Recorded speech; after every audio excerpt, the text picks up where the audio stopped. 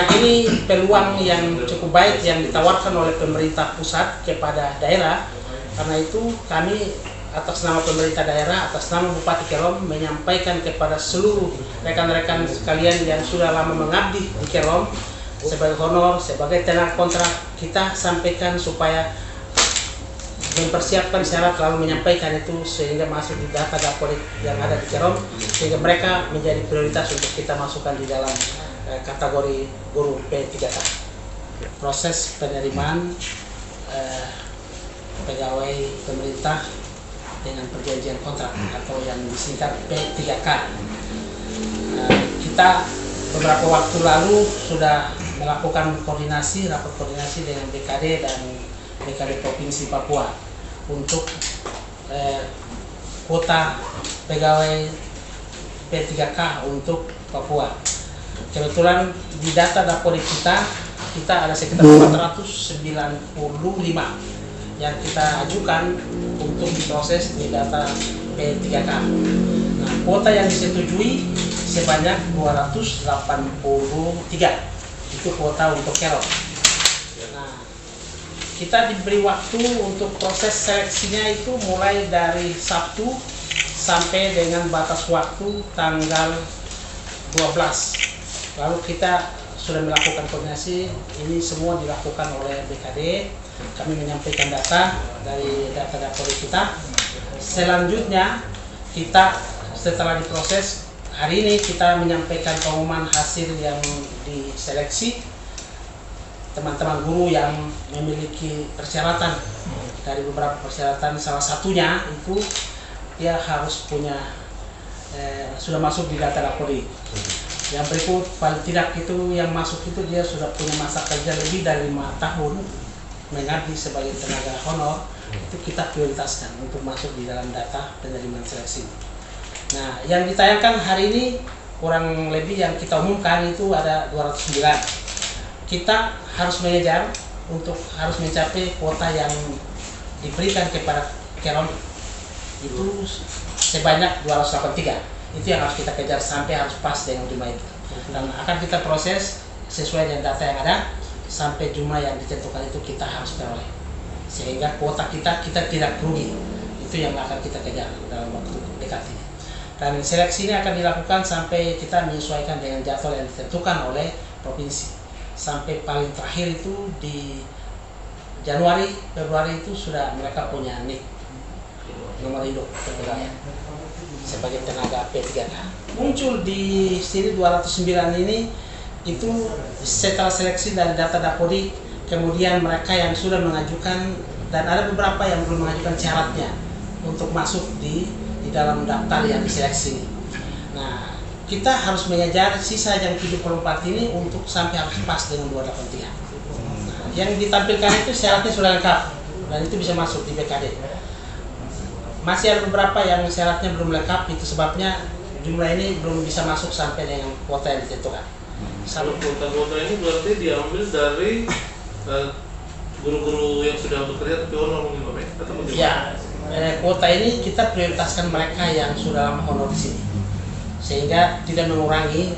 Kita ambil dari luar mereka yang sudah lama mengabdi, itu kan membuat psikologinya akan terganggu. Itu sebabnya kita berusaha ambil yang memang sudah mengabdi. Salah satu kategorinya ya sudah lebih dari 5 tahun, itu harus diprioritaskan.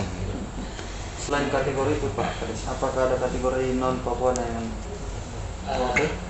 ya selain itu ada, tapi itu bukan salah satu kategori yang, karena beberapa pertimbangan tidak semua orang Papua, orang asli OAP yang memiliki syarat untuk kita tentukan. Salah satunya kalau misalnya bidang studi yang kita butuhkan di Kerom, misalnya matematika, fisika, tidak ada orang Papua, mau tidak mau kita harus ambil yang memiliki skill itu, kemampuan itu, atau memiliki pengetahuan yang berkaitan dengan bidang studi yang saya sebutkan tadi. Kategorinya yang penting dia adalah orang di Kerom yang memiliki KTP Kerom, itu kita prioritaskan. P3K atau P3K guru dengan PNS Formas Umum itu sebenarnya kategorinya sama-sama adalah PNS, sama-sama pegawai.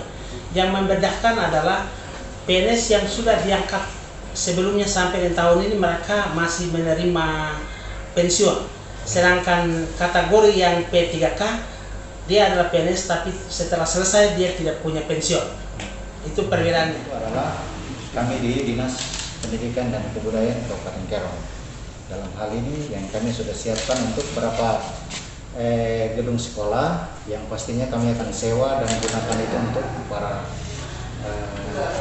peserta calon P3K ini akan tes itu. Dan kesiapan kami sudah dari jauh hari kami sudah siapkan.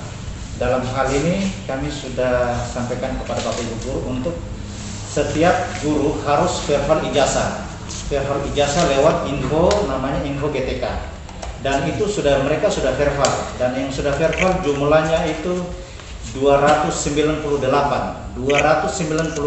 guru se-Kabupaten Kerong yang terdiri dari guru TK, SD, dan SMP yang itu sudah verbal. Saya pikir dengan yang mereka sudah verbal sudah kuat untuk kita, yang mana kuota kita adalah 283, berarti otomatis sudah bisa tercover.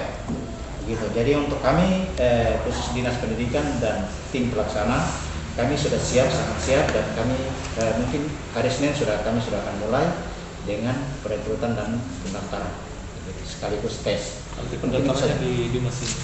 Ya. Untuk lakukan perekrutan ini mulai dari Dinas Pendidikan, tapi tempat tes tetap kami sampaikan yang tadi saya sudah lalu ke sekolah-sekolah.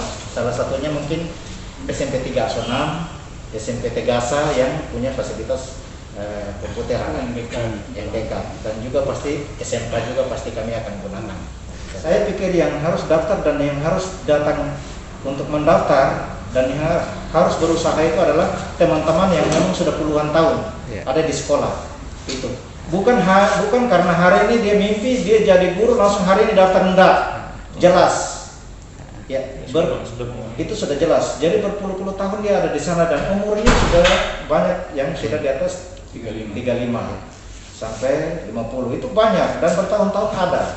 Dan ini menjadi kewajiban untuk harus kami rekrut. Pada seluruh masyarakat Kerong, kami atas nama pemerintah menyampaikan bahwa sesuai dengan arahan lisan yang disampaikan oleh Kementerian, bahwa kedepannya formasi untuk penerimaan guru PNS itu kemungkinan akan kita rubah gayanya atau merubah modelnya dengan penerimaan guru tenaga P3K. Mereka juga termasuk kategori guru, kategori pegawai negeri dengan perjanjian kontrak. Apabila di dalam melaksanakan tugas itu tidak sesuai dengan ketentuan yang berlaku, maka ada juga sanksi yang berlaku untuk mereka yang tidak melaksanakan tugas.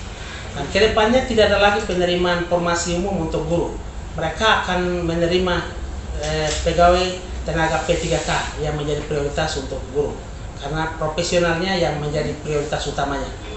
Itu yang perlu kita sampaikan, sehingga kedepannya masyarakat keseluruhan paham, tahu bahwa penerimaan guru untuk khusus yang formasi umum tidak ada, kecuali formasi umum untuk bidang yang lainnya itu akan dilakukan. Mungkin itu. Terima kasih.